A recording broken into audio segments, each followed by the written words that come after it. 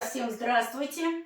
Я думаю, мы сейчас начнем, подключаться будут постепенно, ничего страшного. Так, ну давайте, кто первый? Слушай вопрос. Ну, тогда могу я начать. Да, давай, Саш. Вот да, что не успели. Да, значит, вопрос такой. Как бороться с постоянным неконтролируемым ускорением темпа, даже во время счета вслух? Ага, вот хорошо. Говоришь ученику, ты ускоряешь, просчитай вслух. Он начинает считать вслух и, соответственно... Ускоряет счет. Ускоряет счет. Значит, смотрите, давайте так. Вот всегда, когда нам надо какую-то проблему решить, нам ее надо раскрутить на начало. Вот самое простое, от чего это зависит. Значит, что такое пульсация, что такое темп, одинаковая пульсация, да? Это прежде всего мышечная работа. Ритм – это чувство мышечное. Значит, нужно что? Нужно совершать какие-то действия, нужно приучить, чтобы ученик ощущал вот эту равномерную пульсацию, равномерное действие. Что можно делать? А вот как мы с маленькими начинаем работать? Хлопать, топать. Все, вот хотя бы вот это, под музыку.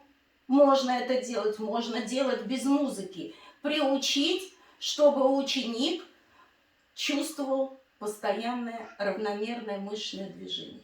Вот это надо прежде всего сделать. Когда он уже это научился делать, вот тогда вы в произведении, помните, как мы работаем, вот ощущение пульсации, да? Мы смотрим звуки, которые попадают в пульс. И вот здесь он уже должен проконтролировать именно сочетание движения физического со звуком. То есть соединить вот эти ощущения. Ощущение звука и движения. Можно даже делать так, чтобы просто вот эти звуки, остальное так представляется в звучании, только эти звуки играть. И постараться сделать так, чтобы он это движение ощутил. Еще раз повторяю, значит, что мы делаем? Мы раскручиваем до самого простого. Если он не научился чувствовать просто мышечно пульсацию, то сделать это под музыку просто в игре очень сложно, правильно. У него будут шатания. Вот попробуйте так, Саш. То есть без произведения... Сначала научить его, вот это самое наше первое упражнение, когда мы пульсацию, да, сохраняем и ритм туда укладываем, допустим, вот, да, четвертными движениями, счет один, да. Можно еще потом у нас, помните, мы делали как? Мы сочетаем для координации, например, ногами он идет четвертями, а восьмушками хлопает.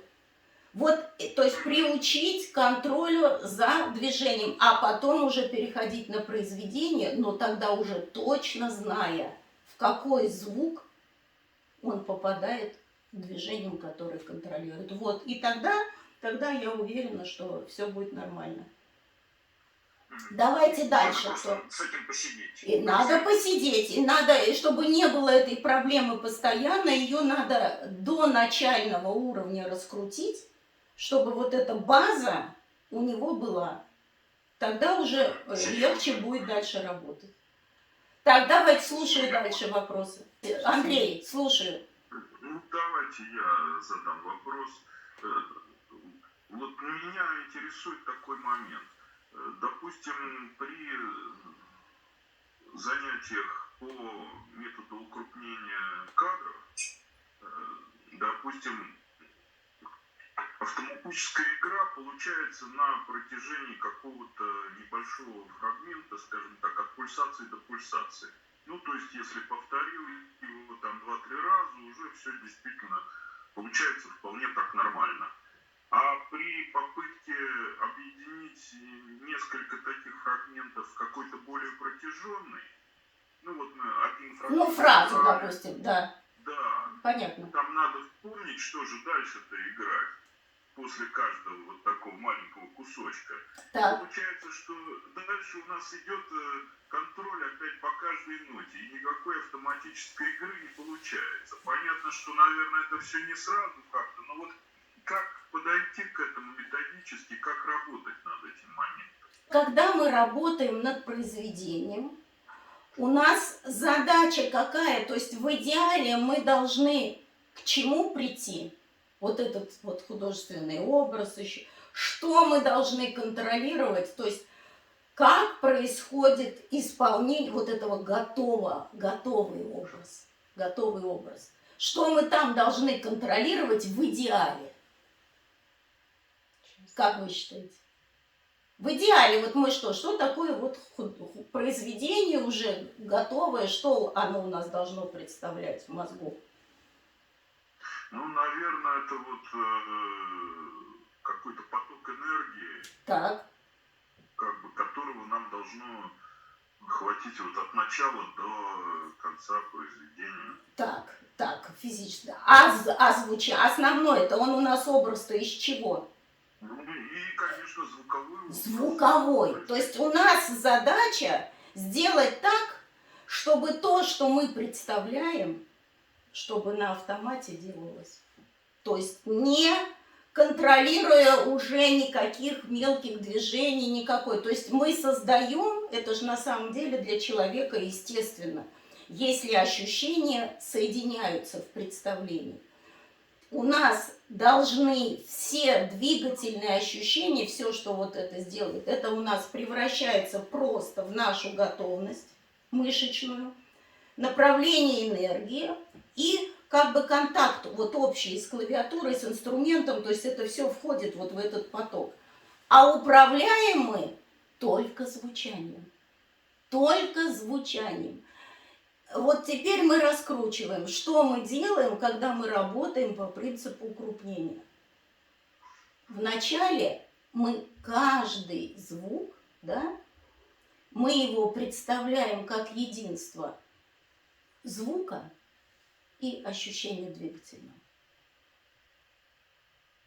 И мы вот тогда, да, мы контролируем как звук, так и двигательные ощущения, правильно? Правильно? Так, теперь дальше. Когда мы укрупняем, переходим до основной пульсации, у нас уже получается не по слогам, не каждый звук отдельно, да, а у нас получается уже по словам. То есть мы уже контролируем интонационное ударение, а остальное идет на подсознание или надсознательно уже, да? Звучание мы слышим, мы не контролируем каждый палец, как он, что он там делает, но мы переключаемся к звучанию. И база у нас вот эта вот пульсация. Здесь мы можем включиться и проконтролировать ощущение двигательное, чтобы еще больше это закрепить. Теперь смотрите, что происходит, когда они вот так сделаны, слова. У нас следующее, мы фразу делаем. И что у нас происходит? Мы начинаем контролировать уже звучание в пространстве. Мы уже не контролируем так вот жестко движение. У нас даже пульсация где-то на втором плане, потому что у нас основная концентрация внимания на звучании. И ошибка, она заключается, почему вот бывает трудно переключиться с момента контроля за каждым звуком, вот на это уже построение. Просто бояться не надо. Надо доверять двигательным ощущениям, надо спокойно, надо прямо сознательно уже энергию направить и слушаем звук. Все, и пусть уже звук управляет нашими двигательными ощущениями. Вот в чем дело. Поэтому я все время говорю, работайте мысленно. Ноты взяли и представляем, как это звучит, потому что как бы мы не углублялись в свои двигательные ощущения, у нас все равно основное это звучание. Наша цель это звуки, а не движение пальцами. Ну, не знаю, Ответила? Ну, Ну, ответили, конечно, нет, только очень, да. очень хорошо, что вы вот так вот серьезно вникаете, думаете, это залог того, что вы развернете свою мысль в нужном направлении. И не будете излишне контролировать каждое ощущение двигательное. У вас нормально руки работают, и пальцы нормально работают. Бояться только не надо. Так, Ну, вот все. этот вот момент как раз очень сложный. Вот, а мысленно работать, поэтому говорю, мысленно, тренировка мысленно позволит вам спокойно потом это повторять за инструментом. Уверенность дает аутотренинг. Только аутотренинг дает уверенность, что вы управляете своими ощущениями и движениями, и мыслью. Соотношение долей пульсации влияет на характер произведения. Ну, мы знаем, что вот в двухдольном размере раз Так. это сильная доля, два это слабая доля. Всегда ли, то есть, как понять, как лучше сделать? Длиннее протягивать разы, ослаблять два, или сделать их равномерными? Точно такой же вопрос, касающийся и трехдольного размера. Особенно вот этих 3/8, допустим, когда мы можем как по восьмым мыслить и тоже делать вот это соотношение раз, два, три. Или по такту. Вот какой критерий выбора вот этого соотношения долей? Критерий – это ваша душа, ваше представление. Вот здесь, когда прав, абсолютно прав человек, каждый для себя исполнитель. Он прав. Если у него получается, нам же надо гармонию сделать. Если ему комфортно, удобно, и он слышит все, и ему нравится, значит, так надо и делать. При условии, по возможности, то есть для того, чтобы вот это вот работало, кстати, оно настолько связано, что если вы чего-то не сделали внутри, вот то, что относится к поэтапной работе, какой-то смысл не выявили, то у вас не будет ощущения гармонии. Вот это очень такой интересный момент, потому что музыка – это же вообще синтез. Как бы для человека это же, прежде всего, мы работаем со своим. Наш дух управляет душой, потому что пространство и время, оно, это наша душа, мы же в этом работаем, да? Вот, поэтому, когда там создается гармония, то это правильно. Если там дискомфорт, что-то неестественно, что-то дергается, и вы испытываете какой-то, дискомфорт какой-то, то берите, разбирайтесь, что вы не поняли, что вы не соединили. И тогда оно вам покажет, что правильнее. Потому что совершенно не обязательно, вот сама же сказала, что можно и так, да. Можно. Поэтому музыка столько и живет, что каждый создает свою трактовку. И как каждый человек уникален, как душа уникальна, так и произведение будет уникально. Каждое. Вот. Поэтому не надо бояться, если вдруг был вариант вот такой, казалось, что это правильно, а потом вы пришли к какому-то другому варианту. Это вполне естественно. У всех великих исполнителей, у них никогда даже не было похожие два варианта на исполнение. Обязательно что-то меняется. Человек развивается, у него или другое настроение, или что. Да, даже сегодня и завтра может это быть по-другому. Потому что главное – это гармония образа. Все. Спасибо. Поэтому... Уточнение. Вот правильно ли я понимаю, некоторые ученики говорят, я не понимаю, как сделать вот это соотношение долей. Вот если мы берем вальс, да, нам хочется третью сделать полегче, мысленно ее протянуть в раз. Вот это вопрос именно мысленной работы, энергии, да, то есть мы уже следим за звуком в пространстве и можем им управлять, то есть либо продлевать его звучание, либо облегчать и укорачивать. Да? Точно, это точно. То есть это мы уже руками не можем сделать. Это именно энергетическое управление. Ты понимаешь, в чем дело? Вот опять-таки это все связано. То есть получается так, когда, тем более, когда вы работаете с учеником, тут надо смотреть, достаточно ли того, что вы сказали, вот ты представь, что вот это вальс, и у него получилось. Или вы увидите, что есть еще причина, может, у него физическая зажатость, и он пытается, а вот физическая ему зажатость не дает. Для этого и существует гимнастика, вспомогательные упражнения. Если вы увидели, в каком месте у него зажато, можно сделать, можно попробовать руками подвигать. Это тоже, ведь ощущений со стороны двигательных ощущений можно тоже очень много сделать. Это уже мастерство педагога. Это вы уже должны вот смотреть, слушать и понимать, где причина, что такое. Но, конечно, все время, если в мозге нету ясной картины, то есть ясного слышания, ничего не поможет. Что вы, с какой стороны вы там не будете делать, это он может формально что-то такое сделать. Но живого у него звука не получится, а скорее всего и даже и что-то и физически не выйдет особенно. Это уже вот так вот работа педагога. Вопрос такой.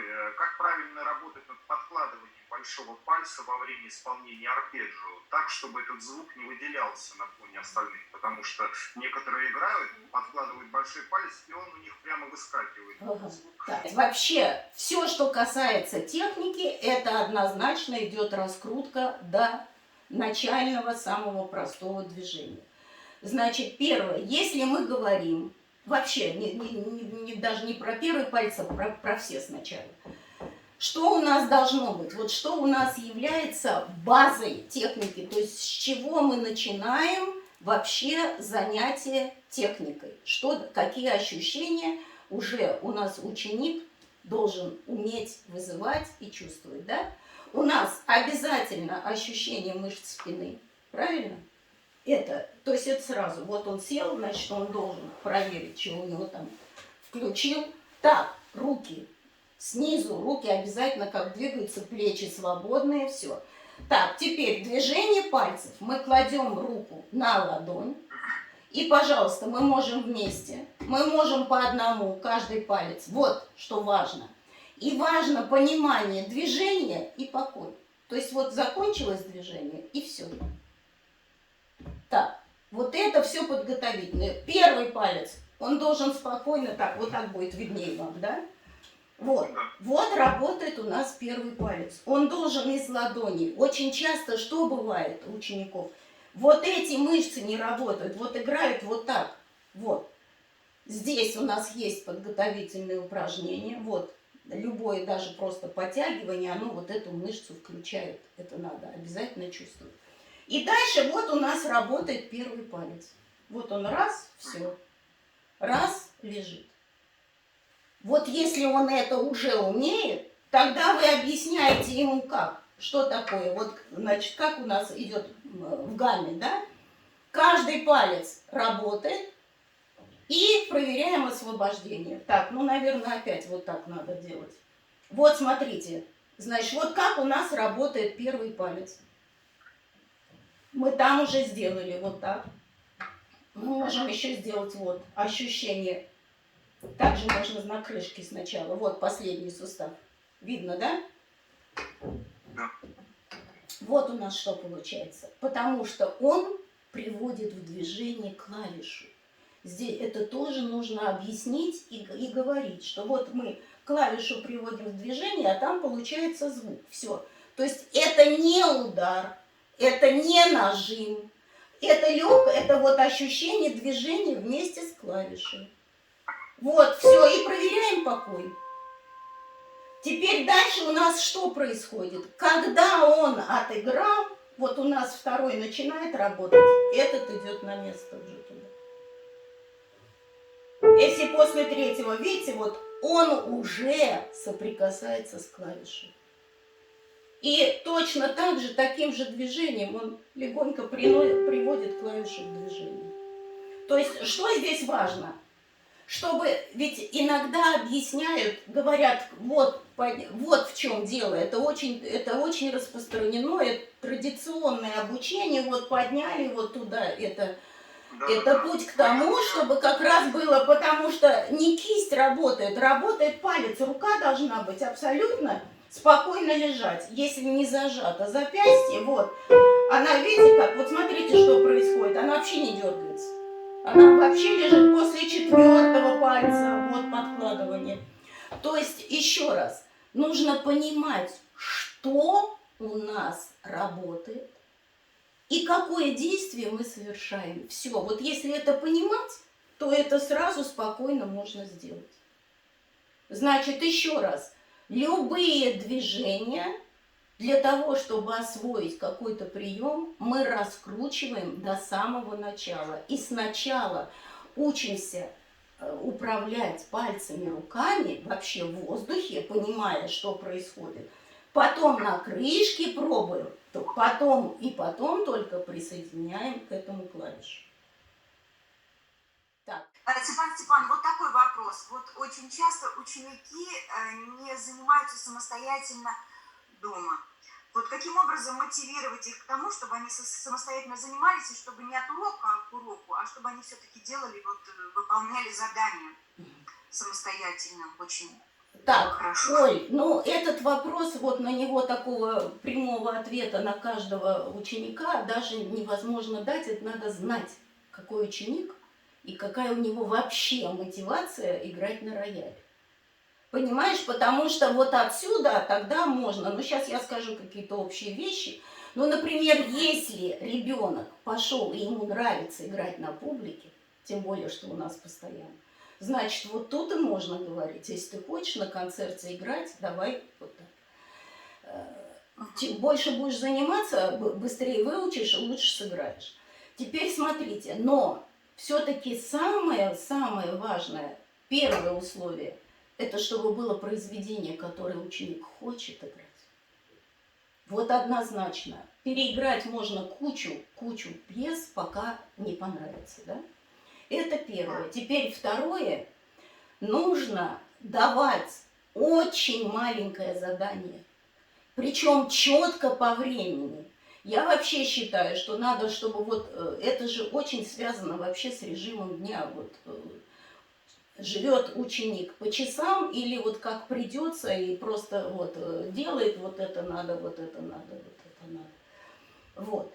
Здесь можно стимулировать, но я не знаю, мне кажется, что любой ребенок, когда ему говоришь, ты хочешь делать в жизни то, что ты считаешь нужным, или чтобы тобой командовали, или чтобы тобой управляли. Если ты хочешь чтобы ты все себе давал, все задания, и сам выполнял, и сам там жил так, как считаешь нужным, то можно с ним составить, просто с ним составить, когда ты, вот в какой день, сколько ты будешь, как. И давать задания, которые он спокойно может выполнить. Вот не давать лишнего не давать. И начинать с очень-очень небольшого. Вот попробовал, пусть по 15 минут, а потом прибавишь. Вот, но это просто общие слова, вот только единственные две вещи. Первое, чтобы ему нравилось. И второе, очень четкие задания, и чтобы он сам себе их давал. Понимаешь? Вот просто надо посидеть, поговорить. Вот как ты считаешь, сколько ты будешь, вот если ты каждый день там будешь заниматься, сколько тебе минут надо, вот давай спланируем, что ты будешь. То есть, чтобы работа не так шла, что вот давай вот выучи вот эту пьесу, вот выучи, вот такие задания давать нельзя. Вот давай, подумали, что ты делаешь. Вот ты вот там отдельно там рукой, там две строчки или что, неважно, как вы там планируете, но чтобы было очень четкое задание.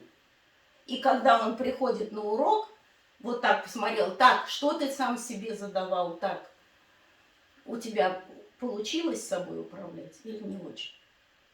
Вот так тогда, чтобы он понимал, что это он сам все делает. Мы говорили на прошлом вебинаре, что если не нравится произведение, то не нужно лучше его исполнять.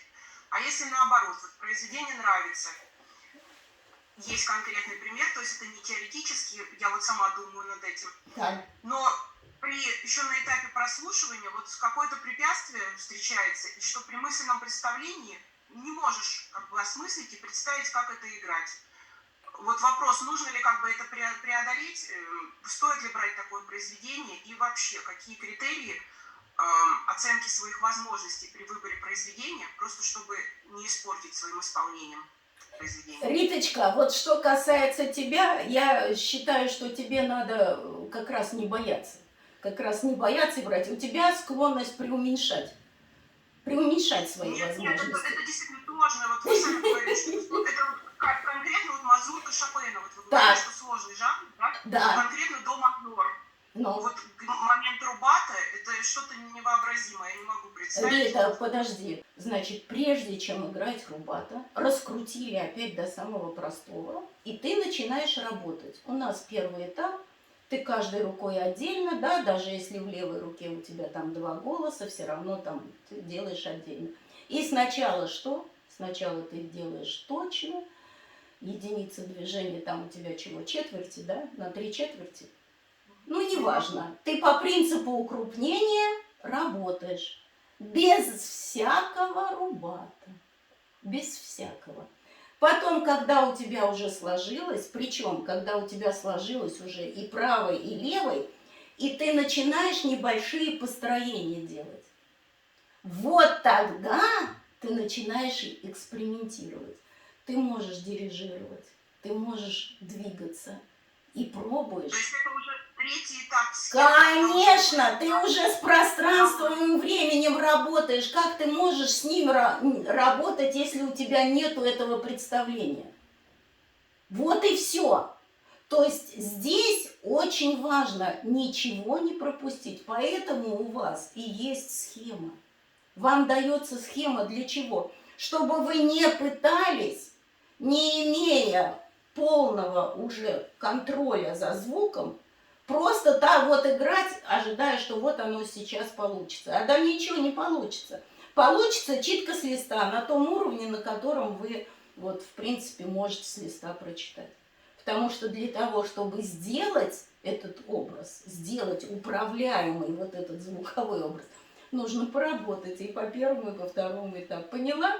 И спокойно, и у тебя, я тебе больше всего...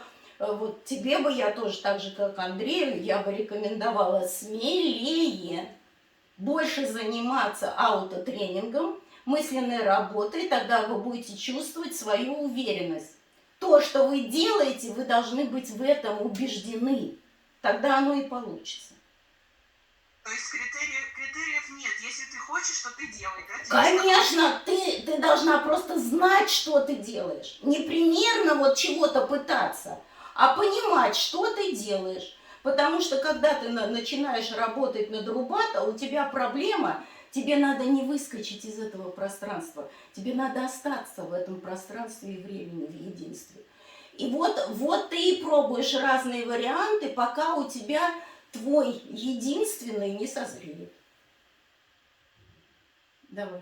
Ну, это надо дойти еще умственно до осознания, что вот это именно этот вариант.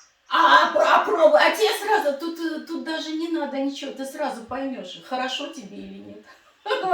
Вот когда тебе хорошо, тебе естественно, вот оно и будет, значит, это правильно. Да, я бы хотела еще услышать ответ на один вопрос. Способы повышения собственной энергии.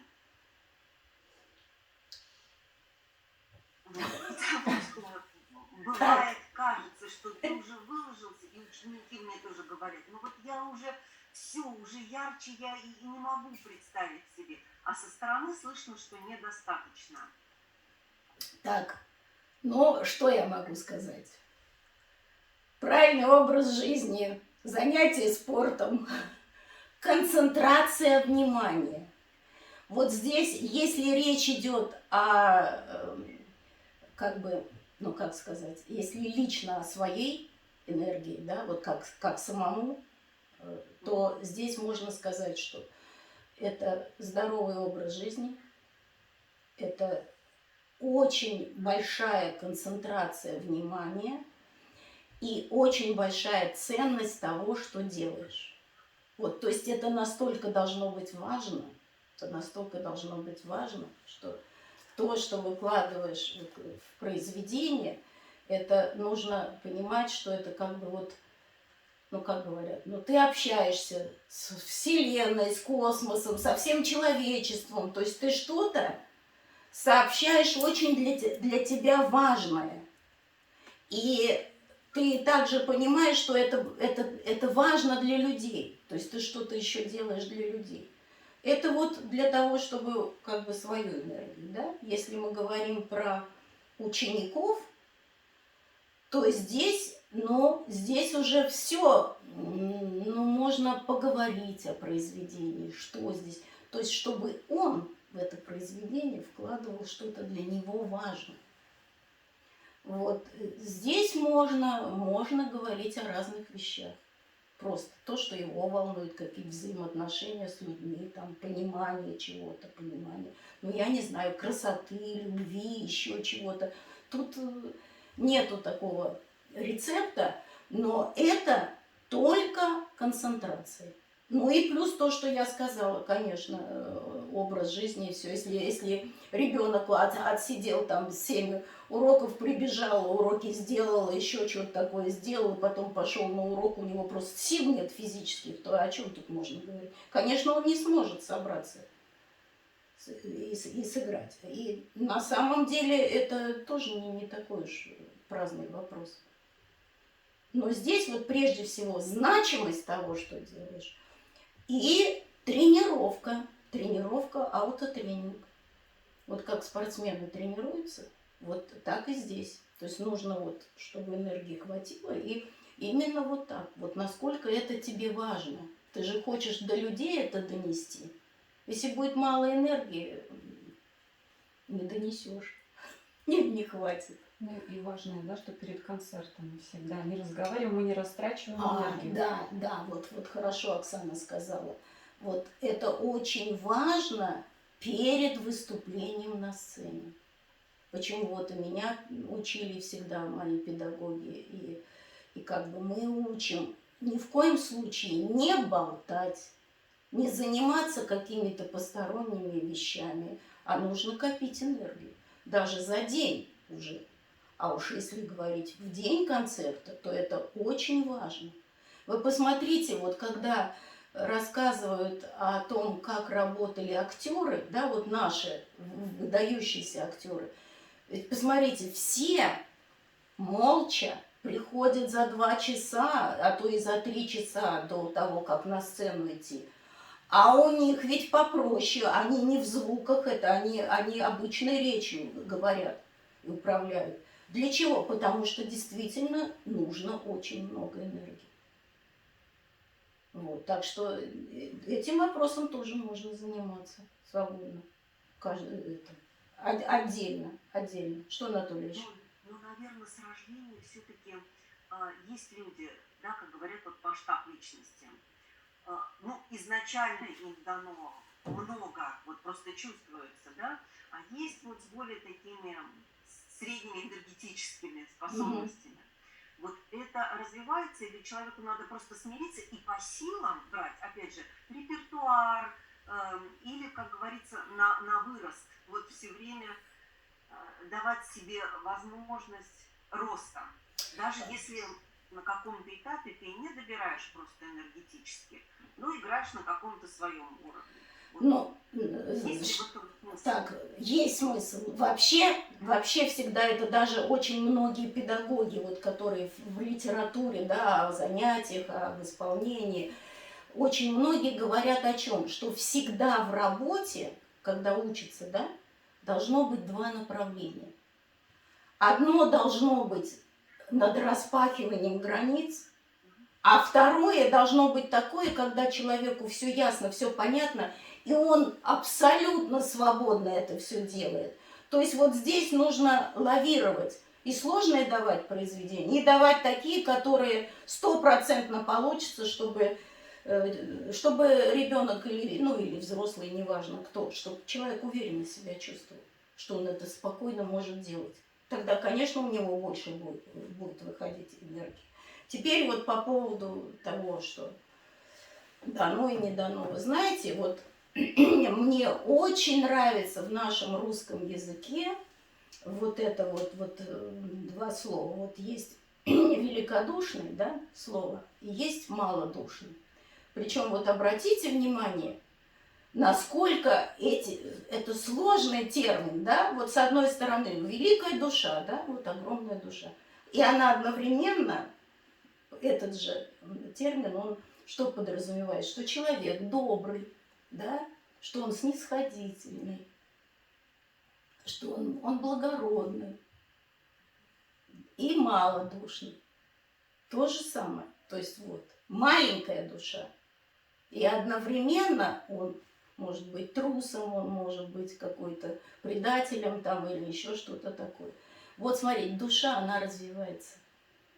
И вот самое, пожалуй, ценное, что дает занятие именно классической музыкой, серьезными произведениями, не развлечением, не музыкой для тела, там, для танца, для отдыха, а именно серьезное, что каждое вот такое произведение, оно требует, оно именно, вот ты правильно сказала, оно требует увеличения души. И вот когда человек занимается серьезно классической музыкой, он увеличивает свою душу. Просто абсолютно реально. Абсолютно реально. Мы даже это видим. То есть мы видим, как меняются люди. Меняются, они просто реально меняются. И поведением, и отношением, и к себе, и к окружающим. Мы можем очень много, Наташ, мы столько работаем, мы можем просто вот прямо подряд называть, скольких людей изменило вот такое серьезное занятие классической музыкой. Так что тут абсолютно неограниченные возможности. Абсолютно неограниченные. Но, конечно, только с той оговоркой, если это занятия идут действительно вот так вот искренне, и человек на самом деле работает со своей душой. Они просто воспроизводят. Нажал все эти клавиши нужные, сделал здесь тише, здесь громче, вот в этом, и потом добавил свои эмоции туда. Вот этим душу не разовьешь, это однозначно. А скорее наоборот, потому что это уже как бы тут будет, как сказать, фальшь, фикция, подделка и так далее. Так что смело занимайтесь, все будем великодушные, все будем счастливые.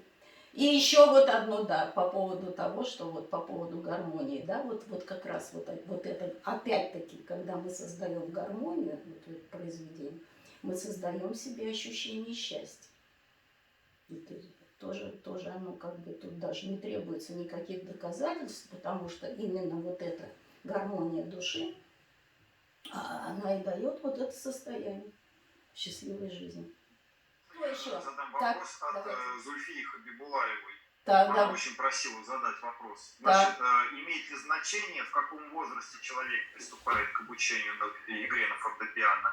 И какие особенности в работе с начинающими взрослыми учениками? Детьми, а именно взрослыми. Взрослыми. Так, хорошо. Ну, во-первых, смотрите, значение, наверное, все-таки имеет, потому что когда маленький, у него гораздо больше всего того, что идет просто на физике, естественно, и все. Как бы мы выправляем его на творческое вот это начало, но понятно, что очень много мы ему даже и не говорим. Правильно? То есть вот кто работал с детьми, все понимают. Если у него естественное приспособление, то ему просто достаточно сказать. А вот показать надо обязательно. Что происходит, как звук, там, сказать, гимнастику сделать, чтобы видно было, что естественное движение. Но какие-то вещи объяснять, может быть, и не надо.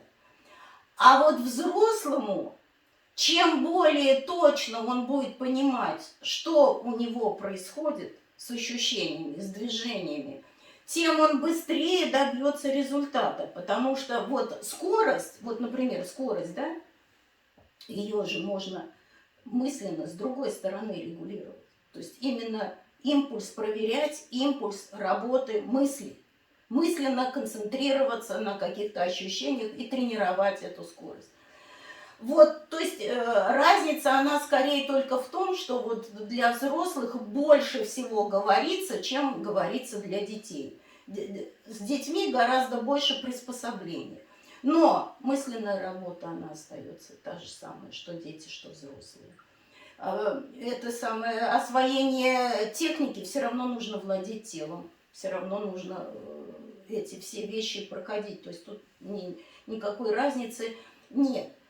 Теперь, да, ну еще, естественно, взрослый, может быть, он будет больше стесняться на публичных выступлениях, это тоже как бы естественно. Но здесь, если работать, опять-таки, аутотренингом заниматься, и если взрослый человек понимает, ну, например, как у нас какая установка, мы не сложность оцениваем, мы оцениваем качество. То есть вот эту самую гармонию можно создавать на простых произведениях. То есть самое важное вот это сделать. И тогда оно, естественно, дальше развивается. Развивается настолько, насколько вкладывает уже человек, который хочет научиться. То есть здесь зависит исключительно. Я могу сказать, вот Тен, Дима, да, вот, пожалуйста, человек, который в зрелом возрасте начал, причем с проблемами даже двигательными, зажатые очень мышцы были, там все. Пожалуйста, революционный этюд он осилил. Вот, то есть это уже сложнейшее произведение. Так что здесь все зависит от самого человека, насколько он готов вкалывать. И здесь, конечно, безгранично. Если человек будет заниматься по 1 часу, если он будет правильно заниматься, он сделает эту гармонию, он ее достигнет, но на несложных произведениях. А хочешь сложные – вперед. Дети, которые играют сложные произведения, они же по 7-8 часов сидят, да еще с репетиторами. Это тоже выбрасывать нельзя.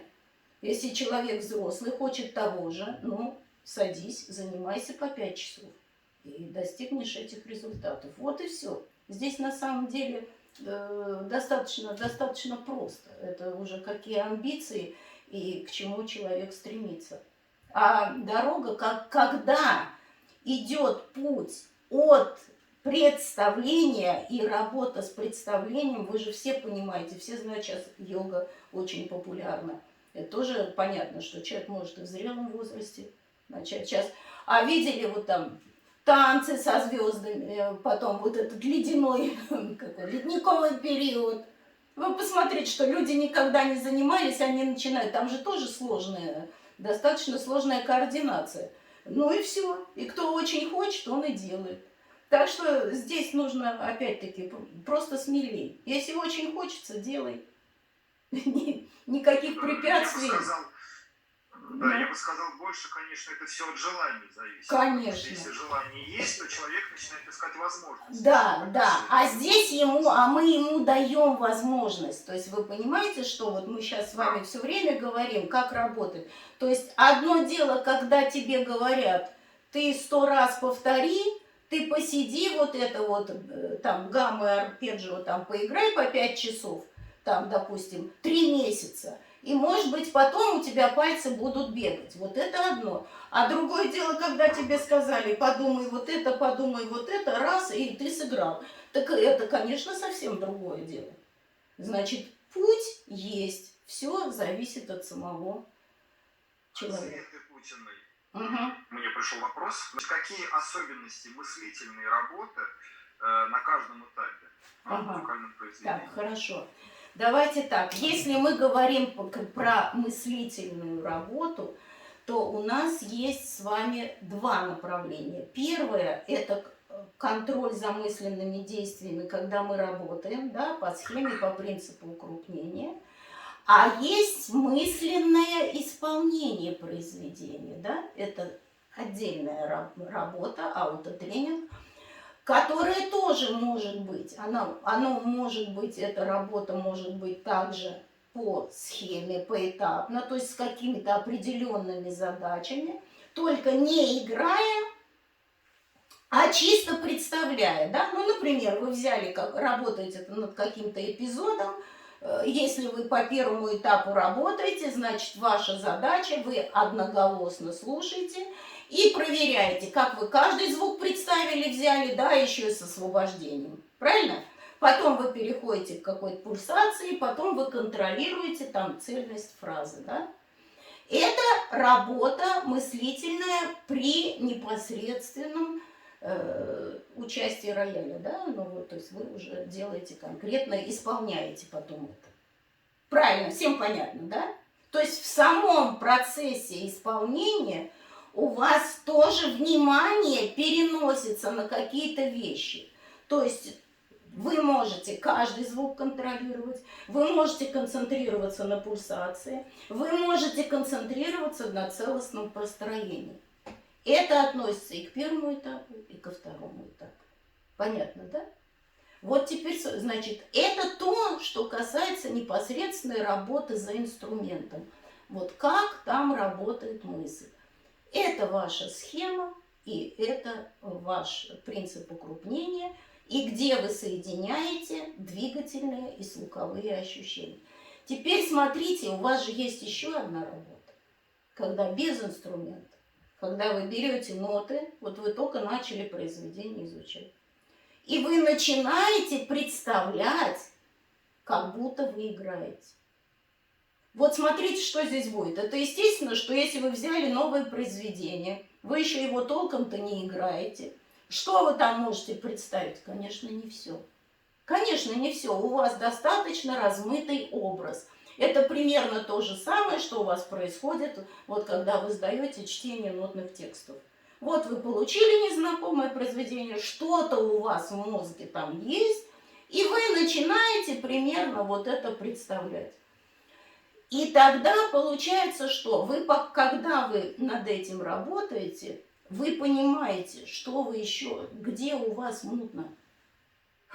Что тут не слышу, тут не понимаю.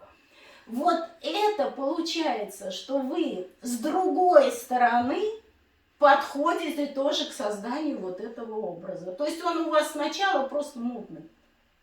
Мутный, много чего непонятно, того, что проявляется потом в процессе работы. И постепенно вы приходите к тому, что у вас уже это произведение начинает жить. То есть вы можете в пространство выходить, вы можете им уже управлять, и что-то прибавлять, что-то убавлять, менять. Это уже ваша работа над художественным образом. Вот такая работа должна быть мысленная, и это ваша концентрация внимания, которая все время переключается на разные задачи. Мы уже неоднократно говорили, да, по этому вопросу. Вот теперь смотрите, вот это от Светы Кутиной был вопрос, да? Да. Вот как раз что касается Светы Кутиной, вот почему у нее была проблема, ей было сложно играть готовое произведение, вроде все.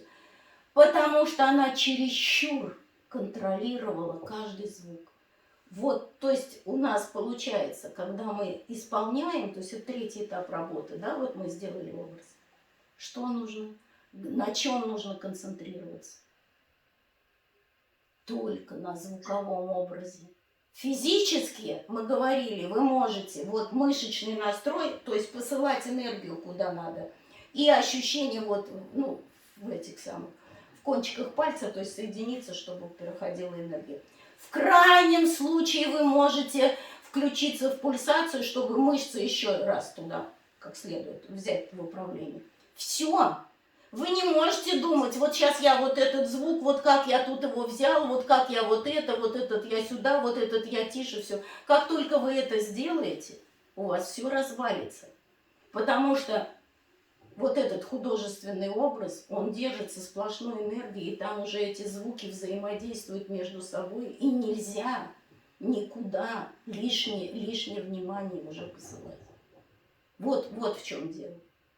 Так что я очень рада, что она думает по этому вопросу, и я надеюсь, что у нее будет результат. Тема от Вики Ткачевой.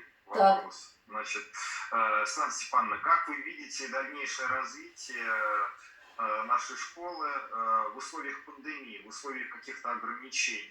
Ага. Так, вот сейчас я вам скажу. Мы вот эти 2 года все очень активно работали, все преподаватели, студенты, дети наши участвовали. Мы с Оксаной закончили полностью видеокурс по всем 3 учебникам. Полностью. Он у нас уже готов, он уже у нас выставлен. Более того, мы уже попробовали, у нас есть несколько уже выпускников, которые чисто по дистанционке работали. И мы видим, что это работает, что можно. Кто-то у нас пробует еще так как бы одновременно, ну, поскольку в Москве они могут себе позволить. Вот. И я думаю, что сейчас, да, сейчас мы дорабатываем перевод. Это все у нас будет на английском и на китайском. И мы, надеюсь, перемещаемся просто на большие пространства. И все. Я думаю, что вот. А остальное мы работали как... Что? Что, Саш? Я говорю, не только обучение, оно может проходить дистанционно, но также и концерты ведь тоже можно. Конечно, конечно. Смотрите, мы же уже в прошлом году у нас был фестиваль, конкурс дистанционно в Болгарии. Все, в этом году мы уже, да, даты у нас уже установлены. Надеюсь, что не будет только дистанционно. Но дистанционно мы можем какую-то часть сделать, если кто-то не сможет приехать. Почему нет? Почему нет? Вот. Так что мы просто это используем еще дополнительно, используем и такую форму. От Вики тогда Ткачевой задам. Возможно ли реализация совместных репетиций с иностранными студентами? Ну так, я думаю, что это вот к вопросу именно о Болгарии, потому что, ну, я не знаю, пока дистанционно. Вот с иностранными, я думаю, вот когда у нас, если у нас уже пойдет вот на английском языке, вот тогда это будет более широко, может быть, и с китайцами, все, вот когда оно будет это развиваться, тогда, возможно, мы и будем проводить уже мероприятия, вот, в таком формате, да придумаем что-нибудь. Вот. А сейчас, ну что, я надеюсь, поедем в Болгарию в этом году. Да. Так. Ну хорошо, что там еще осталось? Продолжаем, да? Давай. От Саши Никитина вопрос. Светлана Степановна, расскажите, пожалуйста, о своем начале занятия музыкой. Какой был режим занятий, общая нагрузка, начальный репертуар? Вот такой вопрос. Так.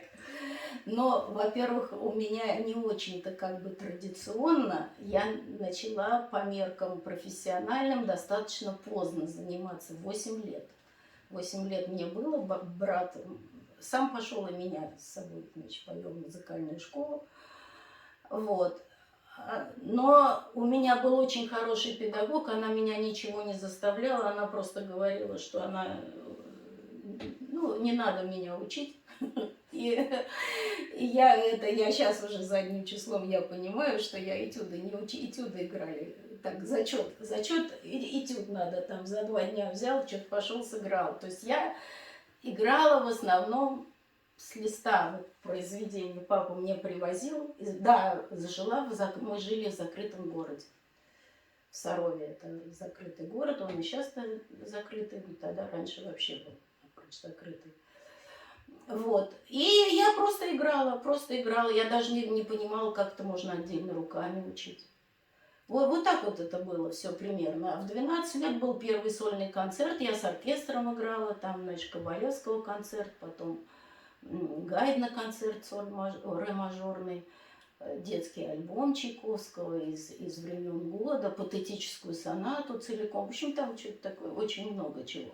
А настоящие занятия начались, когда вот приехали из Питера муж с женой, и они учились у Шмидт-Шкловской. Вернее, он учился, а она просто записывала там в тетрадке. Вот когда. И вот это люди, которые, собственно, научили меня работать, что это вот не просто так вот ноты поставил, играешь, все, играешь наизусть тут же там, ну, в общем, неважно.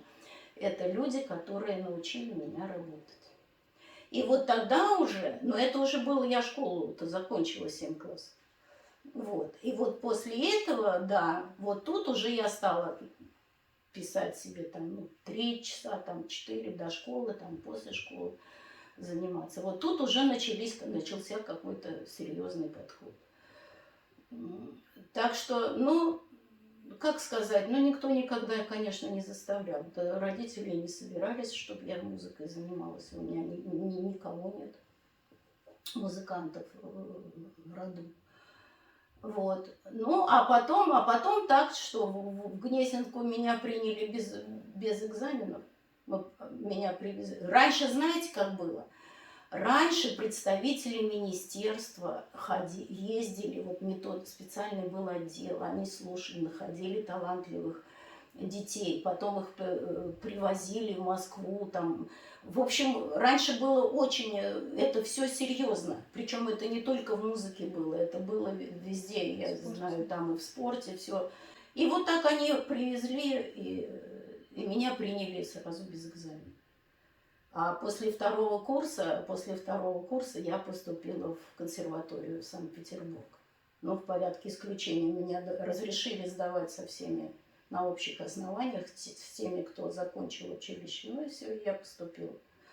Как бы, что я могу сказать, что очень важно, это то, что я сама, вот я всегда проверяла мысленно. Вот если мне что-то было неудобно, я всегда проверяла, что я слышу. Вот это было заложено. А это заложено было по всем. Я просто помню даже, как я училась. И в математике, и в физике, и все. Я все должна была представить. Если я вот это не представляю, значит, что-то не так, значит, надо разобраться.